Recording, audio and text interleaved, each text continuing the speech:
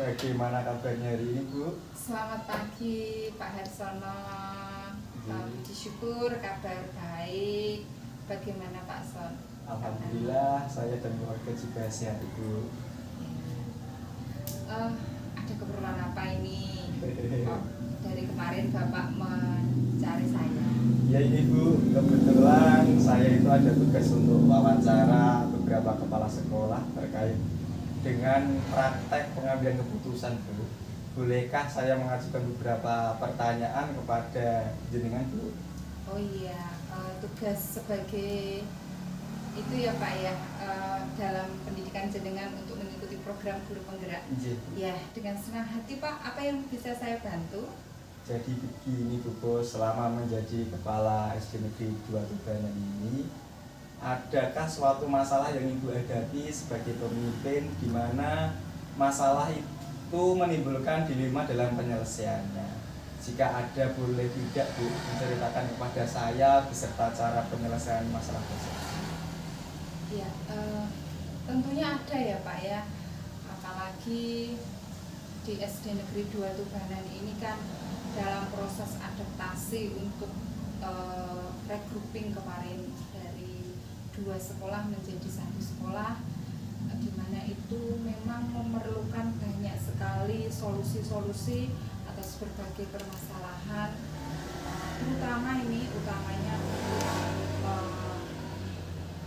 murid dan gurunya serta tenaga kependidikannya. Seperti itu Pak. Seperti itu. Baik Bu, saya lanjutkan. Lantas keputusan apa yang Ibu ambil saat itu? Tentunya untuk mengambil keputusan tidak serta-merta langsung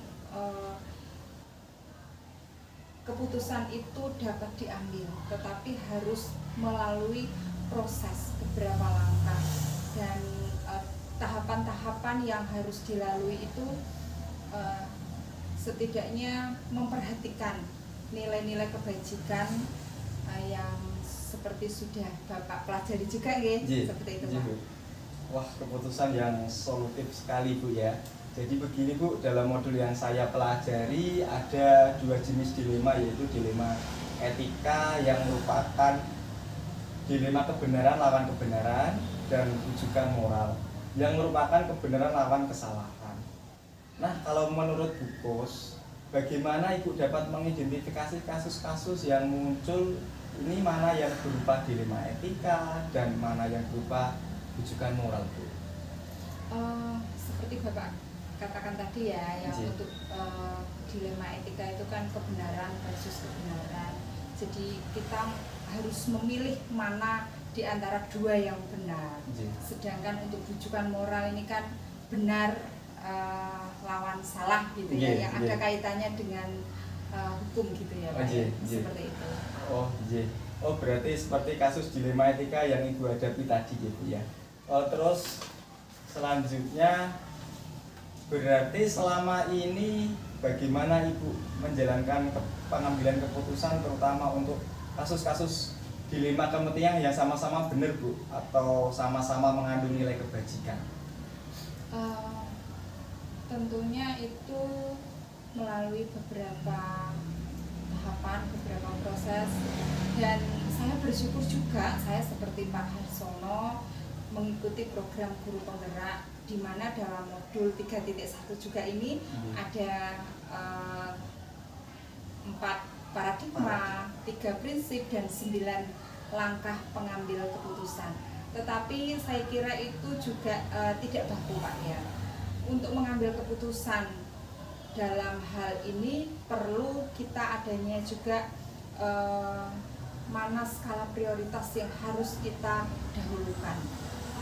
Skala prioritas ini kalau menurut saya kepentingan murid, kebutuhan murid itu yang lebih utama. Pelayanan kepada murid itu yang harus didahulukan.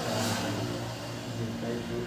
Untuk adakah langkah-langkah atau mungkin strategi ya seperti apa yang Ibu biasa lakukan dalam menyelesaikan masalah dilema seperti ini Bu? Tentunya ada Pak. Dalam hal ini yang tidak kalah penting adalah adanya komunikasi dan kolaborasi. Seperti Bapak tahu, saya merangkap, jadi tidak bisa 100% hadir di SD Negeri 2 Tubanan. harusnya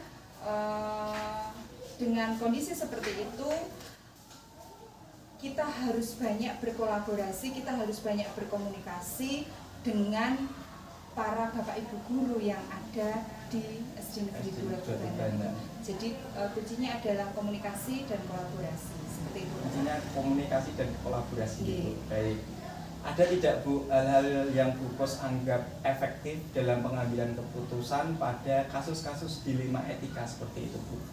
Hal-hal yang efektif itu menurut saya ya Pak ya, adanya keterkaitan antar guru, selain kita berkolaborasi bekerja sama, kita juga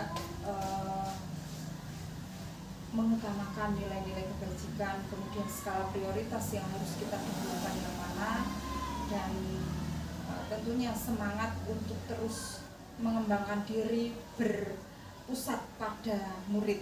Seperti itu. Seperti itu.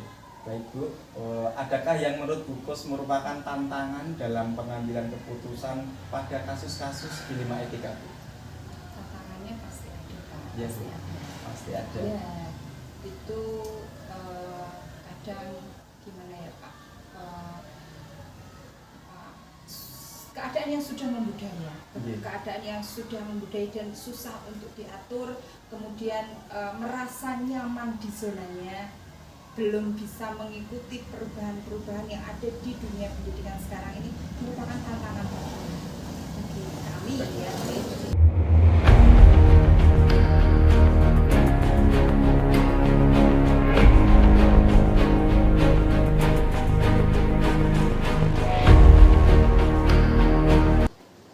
Assalamualaikum warahmatullahi wabarakatuh, Pak Pri. Waalaikumsalam warahmatullahi wabarakatuh, Pak Arsono. Bagaimana kabarnya Bapak? Alhamdulillah. Bagaimana dengan keluarga Bapak? Alhamdulillah saya dan keluarga juga sehat Bapak. Untuk hari ini ada keperluan apa atau ada hal yang bisa saya bantu Bapak datang ke sini? Ya ini Pak, kebetulan saya itu ada tugas untuk wawancara beberapa kepala sekolah terkait dengan praktek pengambilan keputusan. Bolehkah saya mengajukan beberapa pertanyaan nih kepada panjenengan Pak? Tentu saja boleh, karena memang program dari Guru Penggerak itu mewajibkan Bapak untuk mewawancarai beberapa kepala sekolah. Silakan Pak Arsono. Terima kasih Bapak. Jadi begini Pak, selama menjadi kepala SD Negeri 1 Tubanan ini, selama ini bagaimana Bapak dapat mengidentifikasi kasus-kasus yang merupakan dilema etika atau bujukan moral? Menurut saya sebagai seorang pemimpin di instansi pendidikan, khususnya di SD Negeri 1 Tubanan, pasti akan ada beragam kasus yang akan saya hadapi. Baik itu kasus yang keduanya benar, tetapi saling bertentangan, yang dikenal dengan yang namanya dilema etika, atau kasus yang salah satunya benar dan yang lainnya salah. Kedua kasus tersebut harus dapat diidentifikasi dengan benar agar tidak ada kesalahan dalam pengambilan keputusan. Tentu cara untuk mengidentifikasi yang mana kedua kasus tersebut adalah dengan memahami masing-masing kasus. Tentu saja untuk memahami kasus tersebut saya harus berkomunikasi dengan berbagai pihak yang akan terlibat. Setelah permasalahan sudah dipahami, maka saya perlu melakukan beberapa hal untuk bisa memetakan apakah kasus tersebut merupakan rujukan moral atau dilema etika. Untuk itu perlu dibuatkan daftar pertanyaan identifikasi kasus sebagai salah satu syarat sebuah kasus merupakan etika jika kedua masalah yang berbenturan tersebut tidak melanggar hukum dan serta norma yang berlaku atau menimbulkan ketidaknyamanan sosial. Jika kasus yang diidentifikasi lolos dari syarat-syarat tersebut, maka bisa dipastikan itu adalah kasus dilema etika. Dan sebaliknya, jika syarat-syarat di atas tidak terpenuhi, maka dari itu adalah kasus rujukan moral. Baik Bapak, terima kasih sekali. Selanjutnya, selama ini bagaimana Bapak menjelaskan pengambilan keputusan di sekolah Anda? Terutama untuk kasus-kasus di mana ada dua kepentingan yang sama-sama benar atau sama-sama mengandung nilai kebajikan. Nah, untuk kasus itu menurut pendapat saya, kasus dilema etika, saya akan mempertimbangkan dua hal yang sama-sama benar tersebut membenturkan faktor apa atau pihak mana. Apakah kepentingan perorangan atau banyak orang, mengandung nilai-nilai kebenaran dan kesetiaan, rasa adil dan belas kasihan, ataukah berdampak untuk saat ini atau seterusnya. Baik Bapak, untuk selanjutnya langkah-langkah atau prosedur seperti apa yang biasa Bapak lakukan selama ini? Menurut saya, suara hati dan nalar harus berjalan untuk memilih kebenaran yang paling kecil mudaratnya atau besar manfaatnya.